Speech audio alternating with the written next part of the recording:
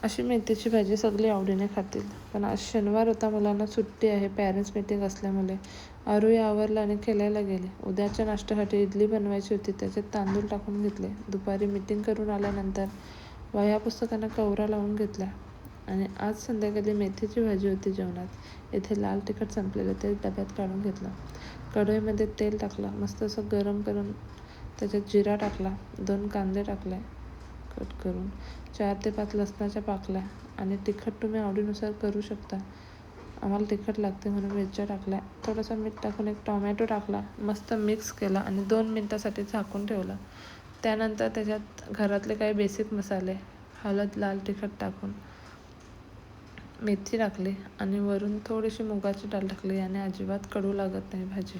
मस्त असं मिक्स करून 10 ते 15 मिनटासाठी वाफेवर शिजवून घेतले. दुपारी टाकलेले तांदूळ मिक्सरला बारीक करून घेतले. चला भेटू उद्या. बाय.